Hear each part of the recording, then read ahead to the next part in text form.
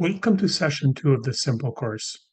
Today we review the material we will cover in the next 27 sessions of the course and eat the obstacles you may face as you work towards accessing resources and improving your mental health. Last week we began our overview of the course with an orientation. We talked about the who, how, why, where, and when of Simple. In our bus trip metaphor, last week was an orientation to the features of the bus that you will be traveling in during this Simple trip. This week, we will review the material that we'll be covering in the course. This includes the psychological theory, skills, tools, strategies, and techniques that we'll be discussing over the next 27 sessions. After we do that, we will talk about the most common obstacles that might interfere with you benefiting from this course or other forms of mental health care. The topics covered in session 2 of the Simple Manual, which we will be covering today, include mindfulness, meditation, grounding exercises, their benefits and side effects. The myth of Sisyphus is a metaphor for life with chronic mental health issues. The poem, There's a Hole in My Sidewalk, which will be a recurring guiding image in this course. Finding, becoming aware of, getting out of, avoiding, and ultimately repairing the holes in the sidewalk. An overview of the material we'll cover in the Simple course. Some challenges accessing and benefiting from mental health resources, followed by a break, and the completion of the PHQ-9, GAD-7, and Zanarini scales. What is the difference between mindfulness, meditation, and grounding exercises? Could the mindfulness practices we do in the sessions be harmful? Before we do our mindfulness practice today, let's talk briefly about mindfulness, meditation, and grounding practices. Typically, when we're feeling distressed, we may have negative, racing, intrusive, or unwanted thoughts and feelings. Mindfulness is essentially about keeping the mind on one thing that is soothing. That thing could be, for example, the breath. Mindfulness is the full half of what fills the mind. Meditation, on the other hand, is the activity of emptying the mind as much as is possible. That may be by focusing on the breath. Meditation is the empty half of what fills the mind. In normal everyday life, when our minds are not focused on a task, our thoughts roam free, flitting from one subject to another in a stream of associations. A brain network called the default mode network is activated. Our thoughts, which are linked to our feelings, may become obsessively stuck in negative ruts. This happens, for example, in anxiety and depression. Mindfulness is about having some measure of control over the contents of our mind. Mindfulness deactivates the default mode network. Mindfulness is a translation of the Hindu word sati, which means awareness, attention, and remembering. In mindfulness, the mind is full of what we choose to fill it with. For example, being present with a friend, a forest around us, or a sunset. In mindfulness, the mind stays present and does not roam to other subjects. Through mindfulness, a person learns how to live in the present moment in an enjoyable rather than worrying about the past or being concerned about the future. Whereas mindfulness involves focusing the mind on the present moment, meditation is the practice of learning to empty the mind as much as possible by keeping it focused on one single object of perception, such as the breath, a mantra, or bodily sensations. Meditation commonly involves a quiet environment, a comfortable, relaxed position, and a point of mental focus. There are many different types of meditation practice. These include concentrating on a word, thought, sensation, or image. Examples are transcendental meditation, relaxation response, breath-focused meditation, mantra repetition, meditation on a prayer, mandala, or other image. There's also mindfulness, such as mindfulness-based stress reduction and vipassana. There are movement-based meditations, such as yoga, tai chi, qigong, and Sufi dancing. There's cultivating positive emotions such as compassion, forgiveness, gratitude, or loving kindness. Examples of this are Buddhist metta or Tanglen practices. There's also the Institute of Heart Math training. Another type of meditation is emptying, such as centering prayer or waiting on the inner voice or inner light. Meditation has been well documented to have mental, physical, emotional, and spiritual benefits. Along with the yoga exercises or postures, is known as Raja Yoga, which is one of the three Hindu paths to God. Benefits of meditation include mental, it reduces anxiety and lifts depression and can help insomnia. Physical, it reduces stress and high blood pressure. Emotional, people become more kind and more positive. And spiritual, spiritual meditation releases and settles our thoughts and emotions. While the benefits of meditation far outweigh its possible negative effects, it is important to be aware of these possible negative effects.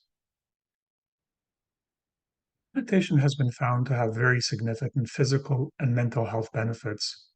However, it is also known to potentially occasionally have some negative effects. The most common negative effects of meditation are increased anxiety, panic, confusion, disorientation, depression, and feeling spaced out. In other words, meditation can occasionally trigger emotional dysregulation, causing the meditator to leave the window of emotional tolerance. People with previous trauma and those who frequently have ruminative thoughts are the most likely to experience these negative effects. People with past trauma and ruminative thoughts are often distracted by the busyness of everyday life. When they try to slow their minds down in meditation, their default mode network is activated, and so is their trauma. Their traumatic memories and negative thoughts tend to fill the empty mind space that's created.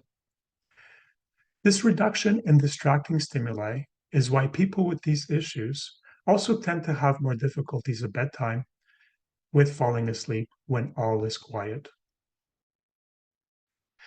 If you experience significant side effects when you try these mindfulness exercises, feel free to skip them. You may do better with grounding exercises. Grounding exercises are practices that can help you to manage your trauma symptoms when they occur. Grounding exercises help you to focus on the here and now. This can help you to distract from what is preoccupying your mind. Grounding exercises are mindfulness, but not meditation exercises. The self-soothing toolkit, which we practiced last week, and the mindfulness eating exercise, which we will do this week, are both grounding exercises. They should both be safe for most people. In the coming weeks, if you prefer to skip the mindfulness exercises, you may want to use that time to do a grounding practice. Today, we will do what is perhaps the most iconic dialectical behavioral therapy mindfulness practice, the raisin exercise. It is a mindfulness exercise in which your mind will be full of the different aspects of a raisin, what it looks like, what it smells like, what it feels like, even what it sounds like. Finally, what it tastes like. Mindfulness exercises such as this one and the sensory toolkit are also grounding exercises. Grounding exercises generally avoid the side effects of meditation, and you may choose to focus on them as you begin a meditation practice. The 6 different types of grounding exercises, which are the most popular, are 1, focusing on bodily sensations, 2, grounding with the 5 senses, 3, self-soothing, 4, describing an object in great detail, 5, counting breaths, 6, distracting with a mind activity. Please get your raisins now. We'll give you a few moments. Please pause this YouTube video and go to the website. It's simple2021 at gmail.com to find the link to the raisin mindfulness exercise. Let's look at what the homework was for this past week. It was to please read simple manual sessions 1 and 2. You may have heard that the myth of Sisyphus and the poem There's a Hole in My Sidewalk by Portia Nelson are metaphors used in symbol. Why is that? Please pause this YouTube video and go to the website to find a link to a video on the myth of Sisyphus. People who experience emotional dysregulation often can relate both to Sisyphus and to the narrator in Nelson's poem. The myth of Sisyphus is an ancient Greek myth. It's also the title of a book by Algerian-French Nobel Prize-winning existentialist, philosopher, and writer Albert Camus. It's a metaphor for the human condition, especially for people who are in chronic physical and psychological distress. Sisyphus is a king who is condemned to keep climbing the same mountain with a rock on his back. And the rock repeatedly rolls down the mountain once he gets to the top. So he must start over. It's never ending. Camus wondered why Sisyphus chose to continue bearing this burden instead of committing suicide. Camus saw this myth as a metaphor for the human condition and Sisyphus as a hero because his passion, freedom, and revolt make him stronger instead of being crushed by his punishment. Sisyphus refuses to be a victim and is instead a survivor. There is another metaphor for this repeated pain and suffering that we'll use throughout the simple course, and that's There's a Hole in My Sidewalk. The poem There's a Hole in My Sidewalk is a Sisyphean image that we will allude to repeatedly in the simple course. Please pause this YouTube video now and go to the website, it's simple2021@gmail.com, to find the link to a video on the poem There's a Hole in My Sidewalk. There's a Hole in My Sidewalk, a poem by Portia Nelson. I walk down the street. There's a deep hole in the sidewalk. I fall in. I'm lost. I'm helpless. It isn't my fault. It takes forever to find a way out. I walk down the same street. There's a deep hole in the sidewalk. I pretend I don't see it. I fall in again. I can't believe I'm in the same place. But it isn't my fault. It still takes me a long time to get out. I walk down the same street. There's a deep hole in the sidewalk. I see it is there. I still fall in. It's a habit. My eyes are open. I know where I am. It is my fault. I get out immediately. I walk down the same street. There's a deep hole in the sidewalk. I walk around it. I walk down another street. In medicine and psychiatry, there are certain terms such as health, illness, disease, sickness, and disorder that are frequently used to describe people's health status. I wonder if we should define them before we start using them. According to the World Health Organization, health is a state of complete physical, mental, and social well-being, not merely the absence of disease and infirmity. Professor Marshall Marinker offers the following distinctions between illness, disease, and sickness. Illness is a feeling or experience of unhealth, which is entirely personal, interior to the person of the patient.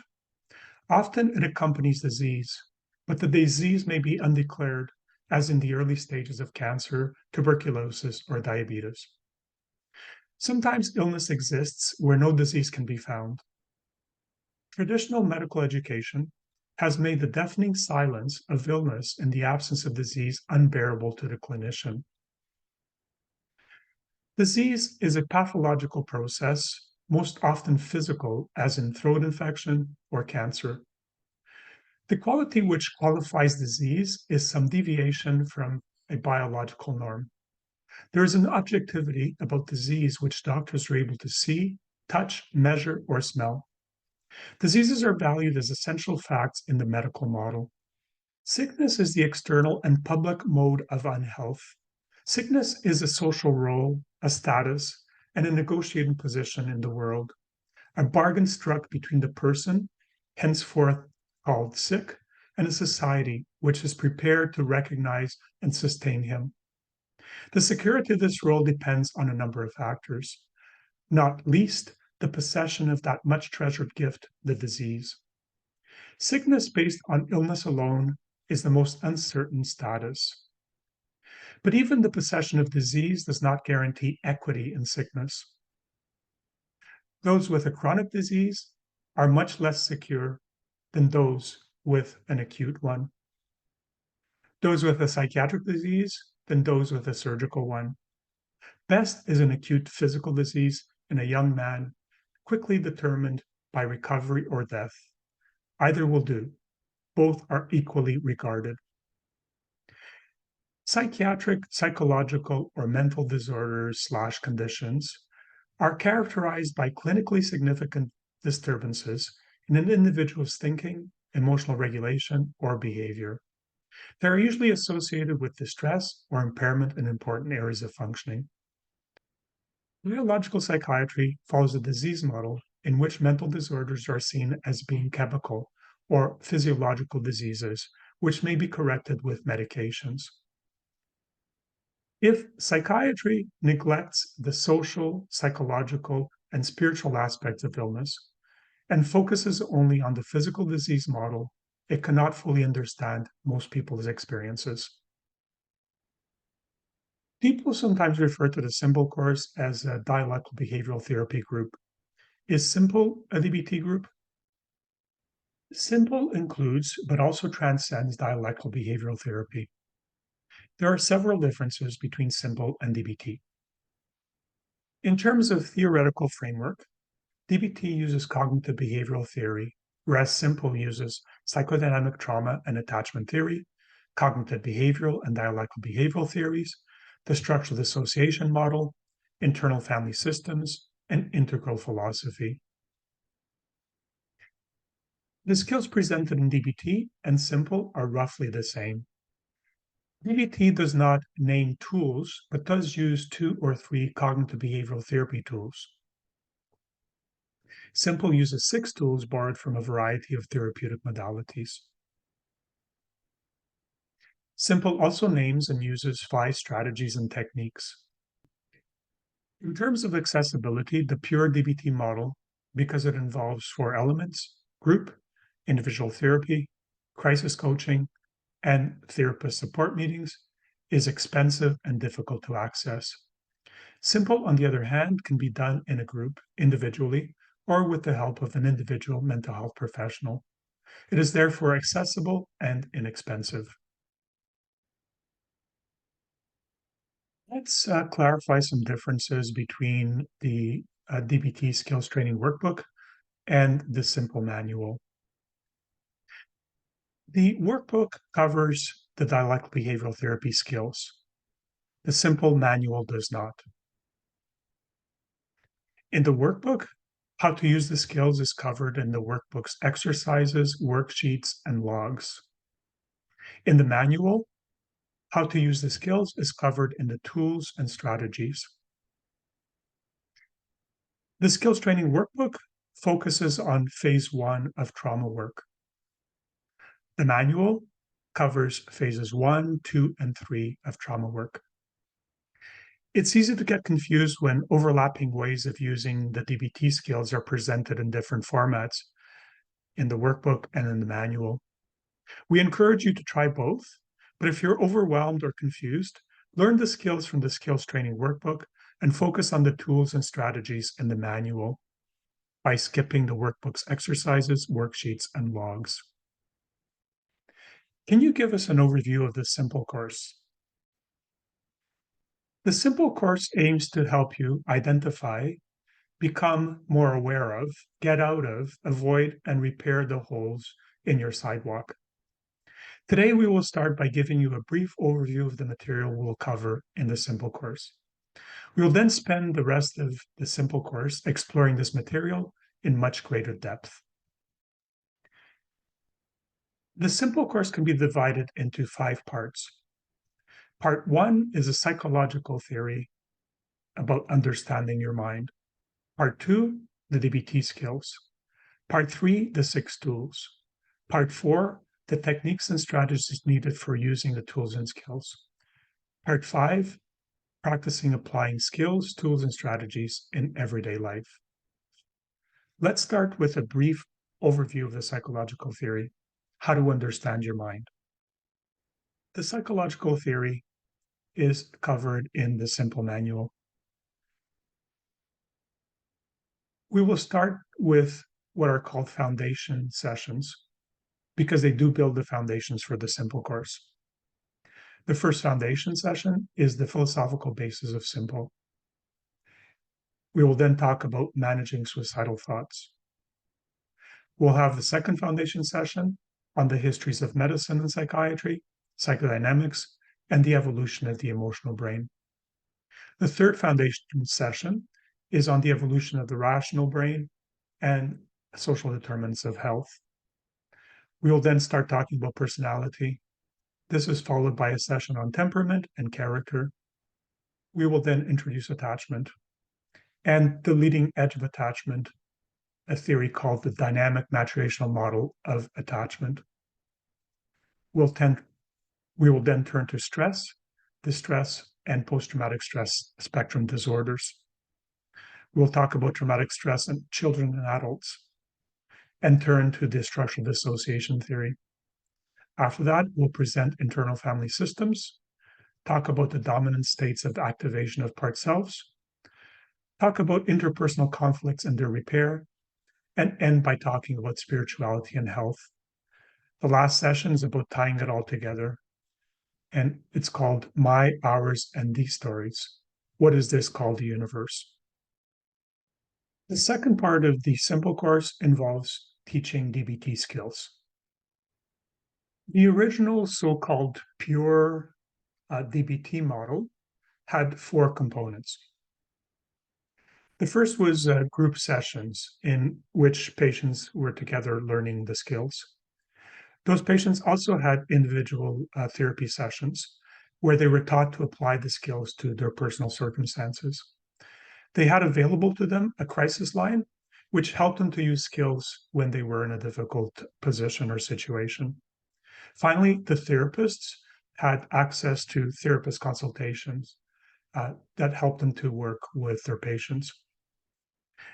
The peer model was empirically validated, but it was also resource intensive. Because of this, it led to many adaptations. Simple is one of those adaptations, but simple is also more than just dialectical behavioral therapy.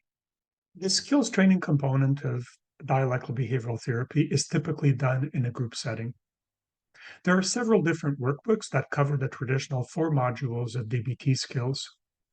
I have tried using several over the years and have found that this one is the most user-friendly. The 4 traditional DBT modules are 1, the stress tolerance. Teaches you how to deal with crisis. 2, mindfulness.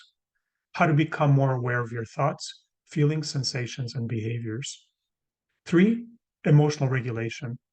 How to widen and increasingly be able to stay in the window of emotional tolerance. And 4, interpersonal effectiveness. How to have healthier relationships by being assertive rather than passive or aggressive. The 4 DBT modules promote both acceptance of life as it is and the need to change so to make life better. Linehan says DBT recognizes and accepts that each person is doing their best, while at the same time encouraging them to change for the better. The mindfulness and the stress tolerance modules emphasize acceptance, while the emotional regulation and interpersonal effectiveness modules emphasize change. We will play a short video to introduce you to Marshall Linehan, the psychologist who developed the DBT model. Please pause this video and go to the website to watch it. In each of the 4 modules, many different skills are discussed. You will not use all of them. As you go through all the skills, choose a few that you understand and think you can use. Getting good at using any one skill takes practice. Don't get discouraged if the first time you try a skill, you are not very good at it. That's completely normal and expected. Persistence is key. The DBT diary card, which can be found at the back of the second edition of the skills training workbook, can help you keep track of the skills that you are learning. The DBT diary card can be found on pages 262 to 265 of the second edition of the workbook. While it's ideal to be familiar with all the skills, everyone has their favorite ones, which they can use more often. The simple manual presents 6 tools. Imagine a craftsperson such as a carpenter. In her apprenticeship, she will have learned skills, but to practice those skills, she has to have tools. 2 of the simple tools are inspired by DBT. The others are drawn from other therapeutic models. The 6 tools that we'll be presenting are 1, crisis plans, 2, Hole's diary cards, 3, chain analysis, 4, rational mind remediation, 5, goals diary cards, 6, wise mind remediation. In some ways, the 6 tools are like the steps in a 12-step program such as AA. To benefit from them, you have to use them. The 6 tools can be divided into 2 categories. 1, assessment tools, and 2, remediation tools. Assessment tools help you identify and understand your issues or the holes you fall into. They are the holes diary card, the chain analysis, and the goals diary card. Remediation tools, on the other hand, help you develop and implement approaches to changing your problems or getting out and avoiding the holes. They are the crisis plans, rational mind remediation, goals diary cards, and wise mind remediation. Note how the goals diary card has elements of both an assessment and a remediation tool. Part 4 of the simple course is the techniques and strategies needed for using the tools and skills. Certain techniques and strategies are helpful when you're using tools. For instance, you need to keep your tools sharp and in good working order. So 1, when using the tools, follow the steps recommended. That will ensure that you're using good problem-solving practices. Be mindful of your dashboard. We will talk about this later. The dashboards include monitoring your energy balance, being mindful of your crisis risk level, staying in the window of emotional tolerance, being aware of your emotional footprint and that of those around you, staying in the window of emotional tolerance by pendulating, and using the editing, splicing, and pasting with problematic thoughts, feelings, or behaviors to practice new ones. Part 5 of the simple course involves practicing applying skills, tools, and strategies in everyday life. Although some simple sessions cover a lot of material and leave little time for anything else, on a fairly regular basis, we schedule sessions in which we do have longer amount of time for the co-leaders and volunteer participants to work together using personal examples to put into practice the material we're learning in the course. During this time, we practice applying the tools, skills, and strategies to holes you may have fallen into. When you first start using the tools and skills, don't expect to be able to use them for a live hole situation. Practice them for a situation that has already happened. If you are in a live group and would like to volunteer, please let us know. If you are doing the course on your own, unfortunately, you do not have access to this part of the course. Are there common significant challenges that people encounter in accessing and benefiting from mental health care resources such as Simple? There are many challenges with accessing and benefiting from mental health care resources. Getting out of, learning to avoid, and repairing holes or developing and implementing solutions to our problems can be challenging. Challenges can arise around realizing there is a problem, having a good understanding of the problem, deciding on an approach that's suited to you and your problem, and accessing mental health care professionals to help implement the approach. Some obstacles to developing and implementing solutions to problems may have to do with 1, mostly the patient or the client, or 2, others, mostly with the mental health care system and its professionals. Understanding and dealing with these obstacles is essential for progress in healing. We will consider some of these challenges. The world presents everyone with stressful challenges and difficulties. When we are struggling, we may feel that others and the world are to blame for these struggles. The world is full of holes, and some people do indeed encounter more holes than others. It's, however, difficult to change the world and make it friendlier. Sometimes it's more realistic to learn to cope by getting out of or avoiding holes. Sometimes our responses to difficult circumstances are well regulated, meaning anybody in the same circumstances would have fallen into that hole.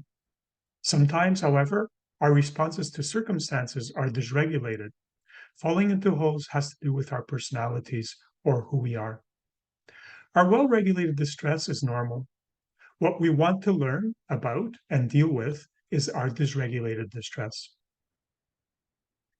Mental health resources hold out the prospect of helping people cope better, but there is a long road to travel on the road from the prospect of help to actual positive change. There can be many obstacles on that road. Let's now look at what these obstacles may be. Perhaps knowing them can help us avoid them.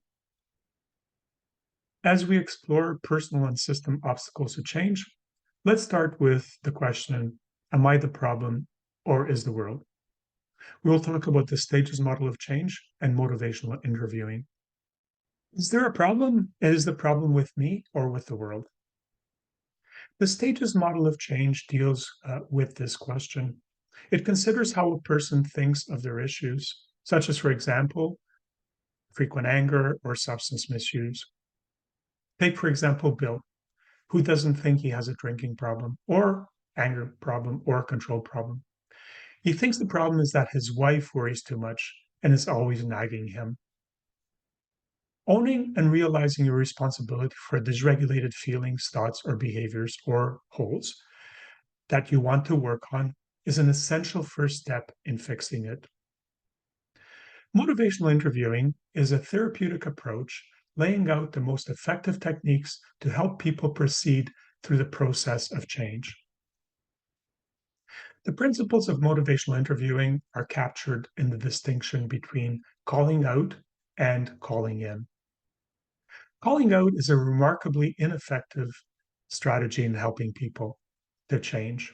Calling in is much more effective. Please pause this video now and go to the website if you'd like to watch a video on the stages of change. Motivational interviewing describes the various interventions that have been shown to be the most effective at helping people at each of the stages of change continue that process. The techniques used in the early stages of the work differ from those used later on. Let's review motivational interviewing stages and interventions. Techniques used in early stages of motivational interviewing work. In the first phase of work, which is engaging, the provider and patient establish a working relationship. The provider makes it clear that he or she is not there to tell the client what to do. This is followed by the focusing phase. The patient-provider dyad settles on an agenda. The provider maintains patient autonomy by focusing on the patient's most pressing concerns. This is followed by evoking. The provider elicits the patient's personal reasons for change. When done successfully, the patient will be voicing the arguments for change themselves. And this is followed by planning. This phase is marked by a shift from the why of change to the when and how. The provider guides the patient to come up with the best options for him or herself. The stages model of change describes various stages of change, and motivational interviewing provides interventions that are most appropriate at each of the stages. So at the pre-contemplation stage, empathy and understanding is the most appropriate intervention. At the contemplation stage, exploring and amplifying ambivalence. At the preparation phase, clarifying focus, planning and setting goals. At the action stage, supporting self-efficacy. At the maintenance stage, monitoring for relapse triggers. and at the relapse stage, rolling with it, reassessing, and revising. The second personal and systemic obstacle to change is getting a good assessment of the problem. We will talk about diagnosis and contrast it with formulations. Let's discuss some principles of good mental health care. If a person is at the contemplative stage of change, they own the problem. Starting to resolve it requires good problem-solving strategies. Often, when people seek help, they sense something is wrong, but don't quite know what is wrong. Steps 1 and 2 of good healthcare involves transforming the patient's sense that something is wrong into definable, workable problems. A feeling that something is wrong doesn't lead to an approach to addressing it, whereas identifying specific problems does. Diagnosis and formulations transform feelings of being unwell into workable problems. It's important for us to consider the differences between diagnosis and formulation. The diagnosis, such as major depression, generalized anxiety disorder, or borderline personality disorder, is a label that captures an agreed upon constellation of symptoms. In psychiatry, the symptoms required to meet the requirements for these diagnostic categories are found in the Diagnostic and Statistical Manual of Mental Disorders, or DSM. A formulation, on the other hand, is an explanation based on theory of the symptoms the patient is presenting with.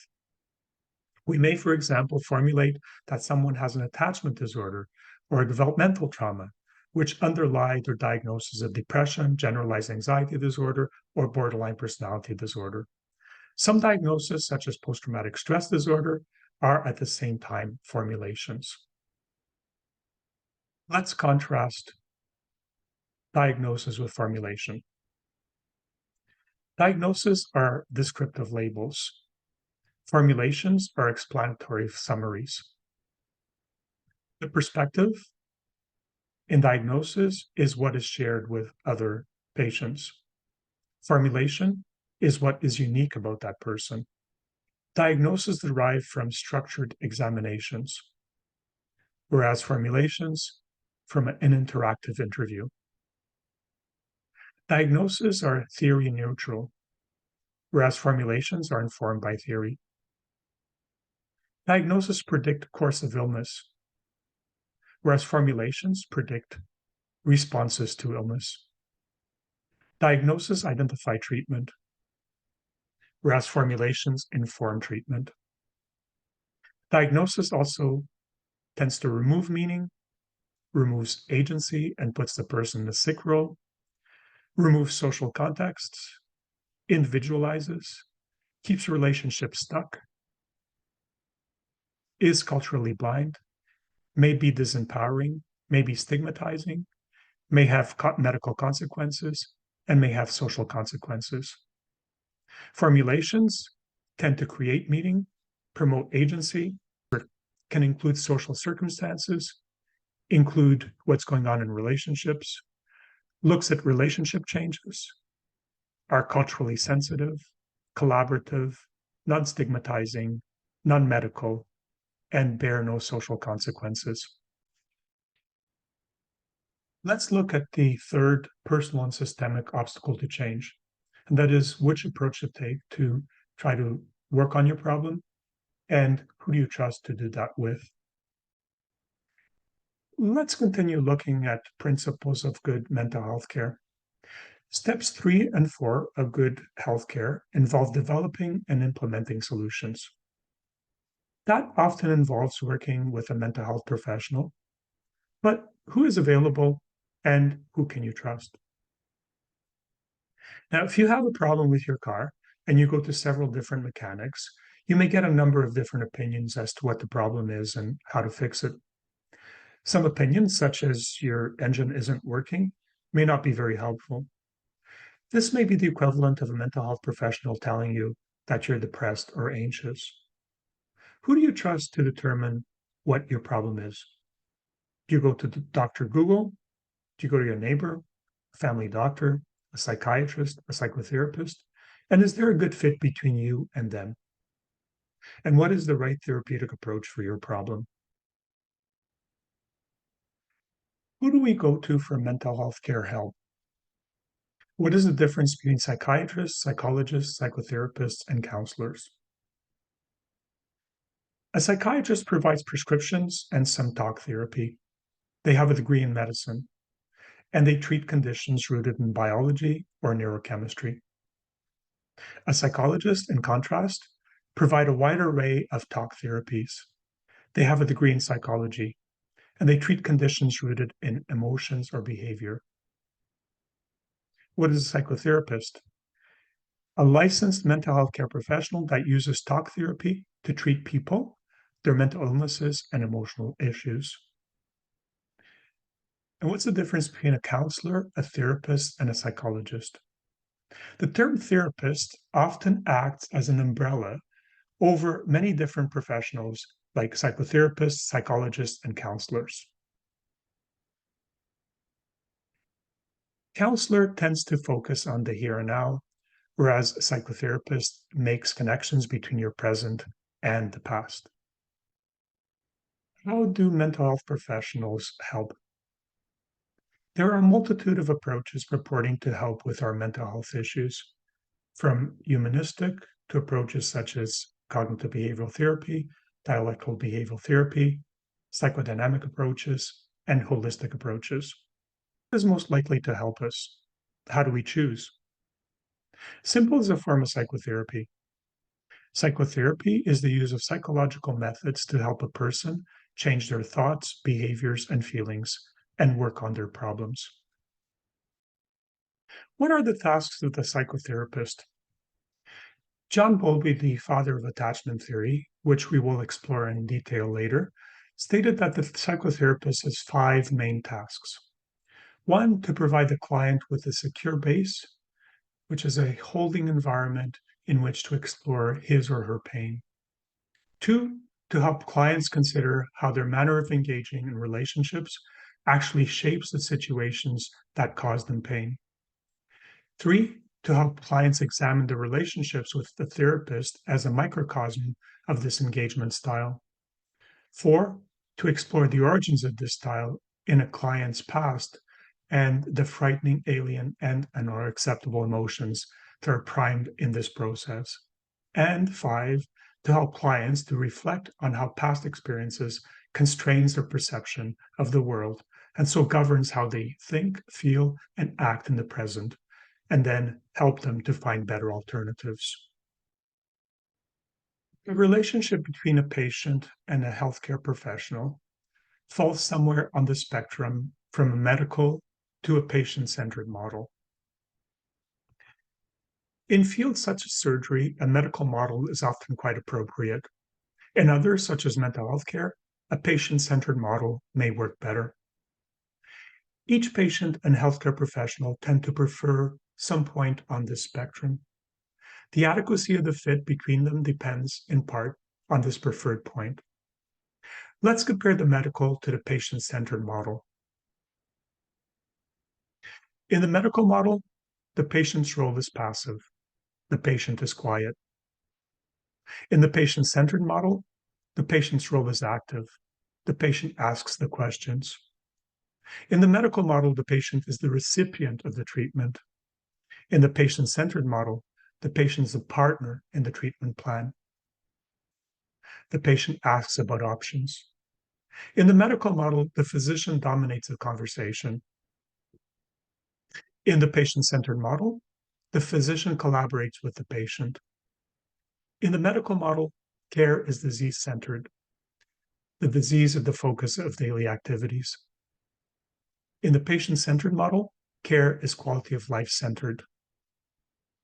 In the medical model, the physician does most of the talking. In the patient-centered model, the physician listens more and talks less. In the medical model, the patient may or may not adhere to a treatment plan. In the patient-centered model, the patient's more likely to adhere to treatment plans. Research reveals that the presence of 3 attributes in a professional fosters trust in clients. 1 is competence, second is reliability, and the third is sincerity. Reliability and sincerity are features of a professional's character, as are their honesty, caring, transparency, fairness, openness, and authenticity. Competence can be broken down into one, capability, which involves skills, knowledge, and experience, and two, results, which involves reputation, credibility, and performance. What perspectives might mental health professionals look at clients from? The main perspectives from which mental health professionals consider their clients' issues are the biological, psychological, social, and spiritual one. Are humans biological, psychological, social, or spiritual beings? Finding, becoming aware of, getting out of, and repairing our holes involves understanding human nature. That means asking what kind of beings we are. Modern psychiatry looks at people as physical beings. This underlies the biological and medical model it mostly uses. Modern psychology, on the other hand, takes a psychological approach to understanding people.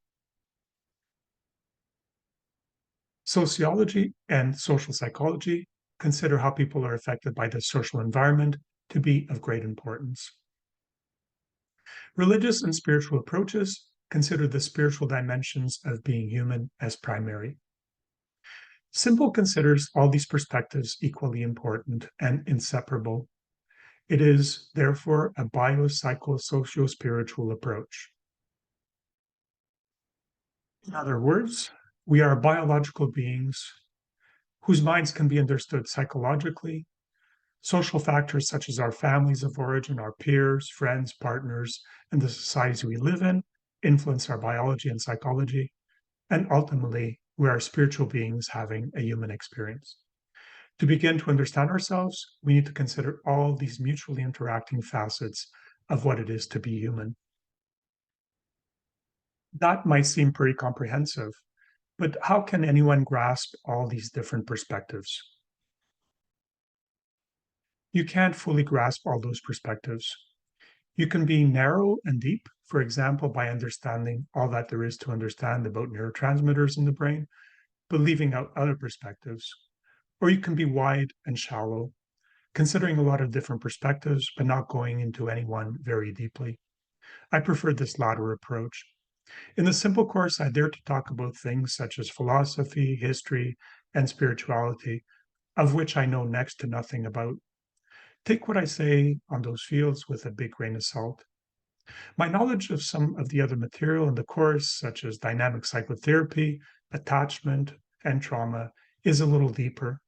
But keep in mind that I'm a clinician, not a researcher or an academic. I like to think of simple as big psychiatry. That's a concept inspired by a field called big history.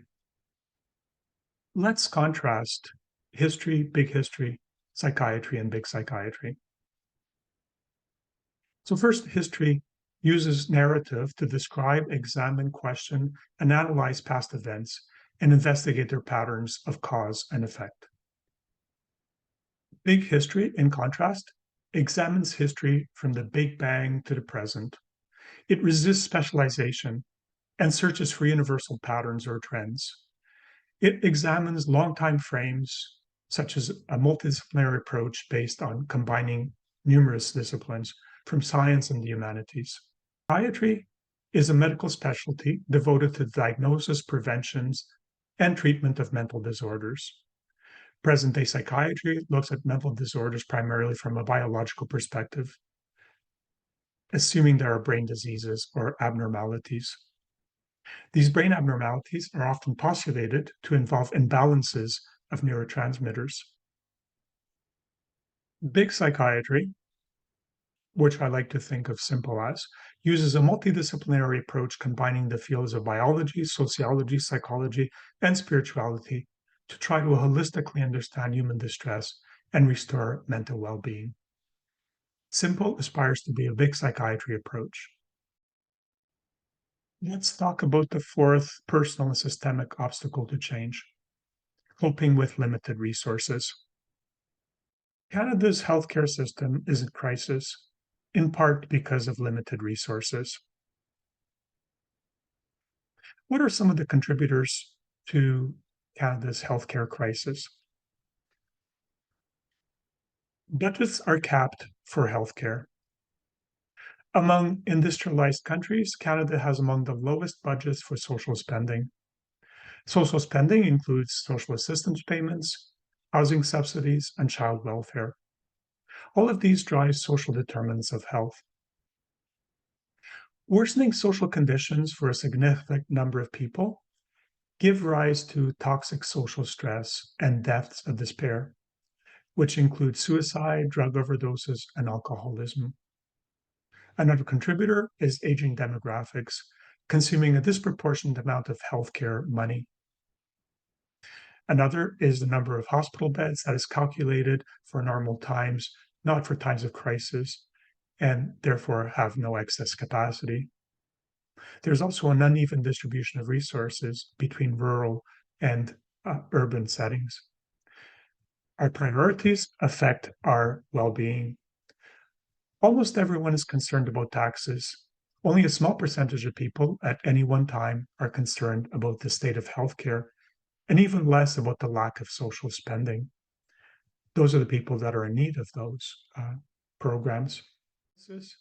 Other contributors to Canada's healthcare crisis include poor integration of medical records, lack of a national mental health strategy, the elderly needing long-term care that's not available or affordable for families, and spending more and more time in acute care hospitals.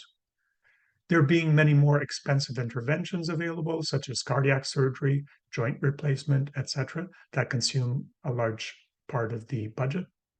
A lack of emphasis on prevention and public health, an increased proportion of healthcare administrators compared to frontline staff, COVID, demoralization of healthcare providers. At election time, many people prioritize lower taxes, assuming this will make them happy. Among developed countries, Canada's tax rate as a percentage of gross domestic product is already quite low. The slide on the right depicts the overlap between happiness and unhappiness and high and low taxes. In a couple of countries, people do indeed pay low taxes and are quite happy. Some countries that have high taxes have very unhappy people. But many more countries that have low taxes also have unhappy people. And the happiest countries are those that have high taxes. Think of this next time you go to the voting booth. As the saying goes, taxes do indeed appear to buy civilization. Please pause this video now and go to the website to watch a video on the Canadian healthcare crisis. Can public health play a role in coping with limited resources? In the biblical story of Jesus and the 7 loaves of bread and a few fish, a miracle occurs, and this small amount of food is enough to feed a multitude in need. A proverb of unknown provenance suggests that if you give a man a fish, you feed him for a day. If you teach him how to fish, you feed him for a lifetime. People not only have to deal with the obstacles of finding the approach that suits them and finding someone they trust that can guide them, but in addition, it's incredibly difficult to access any mental health care resources. This sometimes leaves people with no help at all. Medicine is good at dealing with acute one-time problems. If, however, your problems are long-term, like repeatedly falling into holes, it's helpful if you learn how to fish yourself. Teaching people to look after their health is the domain of public health. Teaching you to heal yourself is a goal of simple. Let's talk about the fifth, a personal and systemic obstacle to change, dealing with competing properties. Learning to get out of holes and eventually to avoid them takes time and effort. Most people have little spare time and energy as they try to survive and are already overburdened by daily stresses and demands. But continuing to regularly fall into holes consumes a lot of time, energy, and produces enormous suffering. Those people would most benefit from psychotherapy have the least access, energy, and time for it. In the sixth personal and systemic obstacle to change, we'll talk about whether one believes they can change. We'll talk about self efficacy, learned helplessness, and hope, as well as locus of control. Self efficacy, learned helplessness, and locus of control are three interrelated concepts which determine how each person faces challenges and obstacles in their lives. Essentially, a person who habitually gives up easily is less likely to succeed in life than one who persists when faced with difficulties. Let's start with self efficacy. Self efficacy refers to an individual's belief in his or her capacity to execute behaviors necessary to achieve certain goals. Psychologist Albert Bandura was the first to write about this concept. Self efficacy is determined by one, observing what others do, two, listening to what others say about us, three, personal successes and failures, four, our baseline state of activation. Locus means place. Locus of control is a psychological term used to refer to where a particular person perceives the control over what happens in their lives to lie. This perceived control can lie inside or outside the individual. This is referred to respectively as inner or outer locus of control. Who and what do I believe controls my life and future? Do I? Or is my life mostly controlled by external forces? What we each believe about where control over our life lies is somewhere on a spectrum, from one extreme to the other. We learn this from our parents, models, and from life experiences. Locus of control is a self-fulfilling prophecy. If we believe we have control over our lives, we're more likely to have control over our lives. The opposite also applies. Simple aspires to increase people's internal locus of control by presenting effective ways of changing aspects of their lives. The ideal balance between accepting what cannot realistically be changed and trying to change what, with hard work, might be, was articulated by theologian Reinhard Niebuhr and popularized by Alcoholics Anonymous as the Serenity Prayer, which goes, God grant me the serenity to accept the things I cannot change, the courage to change the things I can, and the wisdom to know the difference. Many factors are known to affect a person's locus of control. For example, farmers who grow crops such as wheat depend to a significant extent on the weather for the success of their crops. Because their success depends on external factors, these farmers tend to develop more of an outer locus of control. In contrast, rice farming is a very labor-intensive endeavor and depends less on external conditions than on the farmer's attention to their crop. These farmers tend to develop more of an inner locus of control. Their success depends on their own efforts. East Asian cultures, perhaps because of their dependence on rice farming, tend to have an inner locus of control. Asian children, for example, are more likely to believe that their success in school depends on their hard work. In Western cultures, in contrast, many children are taught that success depends on factors such as talent, which you either have or you don't. Talent is something that nature gives you. In this way, it's an external factor. Students in the West generally believe that it is their talent or lack thereof, rather than hard work, that will lead to their success. They have more of an external locus of control. Locus of control is learned through the experience of success. Parents who are good at fostering an internal locus of control in their children give them age-appropriate challenges and let them work them out. This fosters in children the sense they can succeed at something. If children aren't challenged at all, or if they're given challenges that are beyond their ability to solve, they don't develop a sense of self-efficacy and tend to have an outer locus of control. In a brutal animal experiment performed in the 50s that has come to be known as the Hope experiment, psychologist Kurt Richter placed rats in a pool of water to test how long they could tread water. On average, they gave up and sank and drowned after about 15 minutes.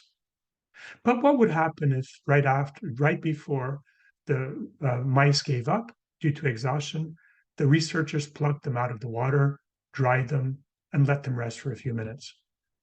Once they put them back in the water for a second round, researchers were astonished to discover that on the second round, the rats could tread water for up to 60 hours. The conclusion they drew was that since the rats believed they would eventually be rescued, they could push their bodies way past what they previously thought was possible.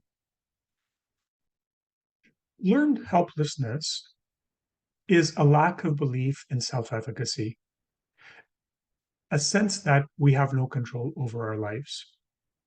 People who learn helplessness have an external locus of control. They stop trying. The concept of learned helplessness was developed by psychologist Martin Seligman. Learned helplessness is associated with inappropriate early childhood expectations, modeling, and feedback. It can be pervasive, a part of personality, or short term, such as when it's experimentally induced by giving people an unsolvable puzzle situation. The short term version is much more easily reversed. We have learned a lot from animal models of depression and learned helplessness. Learned helplessness is linked to Erikson's industry versus inferiority developmental stage, and hence to psychosocial development. Please pause this video and go to the website if you'd like to watch 2 videos on locus of control. Let's finally talk about the obstacles participants in this simple course have encountered. Over the years of doing the simple course, we've talked with participants about what they found to be the main obstacles to doing the course: the homework and applying the tools, skills, and strategies in their everyday lives. 1 out of every 2 people who attends at least one session of this simple course drops out. Some of the most common reasons are they feel better and don't need the course anymore, or feel worse and can't find the motivation, hope, or interest needed to participate. They may feel their problems are too big for a course like this, or that what they really need is individual therapy. They may find that simple is not a good fit for their issues, their attention span, or learning style. There may be changes in their schedule, new commitments, or changes in their circumstances. They may experience general discouragement. If I have to do all of this to change is impossible. Or what we've talked about so far is not working and nothing will ever work. 3 hours a week is, for many people, a big commitment. Other things get in the way. People miss 1 or 2 sessions and feel they're too far behind. People can't be in a room in front of a screen for 3 hours. The material covered is too hard to understand, and people give up. The format the material is presented in is challenging when people have trouble with attention, concentration, or have atypical learning styles. The co-leaders are boring. Participating in the course, listening to the material, to what the co-leaders say, how they say it, what other participants say, may trigger strong emotions that people want to avoid, such as hurt, anxiety, anger, grief, sadness, and hopelessness. And for most people, the obstacle is a combination of several of the above. What is the homework for the coming week? Before posting the homework, I have something important to ask all the course participants. The only way to determine whether an approach such as simple is effective is to collect information from the participants before and after they have done the course. Collecting this data will make simple an evidence-based approach, which would help us make it available to more people.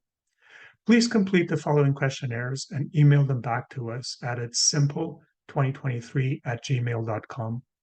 Please include your initials, date of birth, and date you did the questionnaires.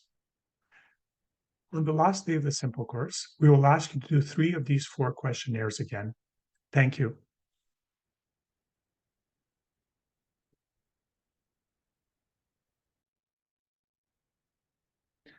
The homework for the coming week: Please read pages 1 to 13 of the DBT Skills Training Workbook and read Simple Manual Session 3. Try making and using your own sensory kit. To guide you, you can go back to the YouTube video and watch it again.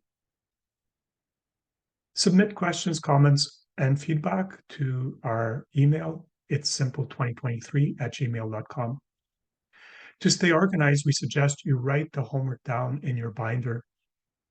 Thank you for your attention, and hopefully we'll see you next week.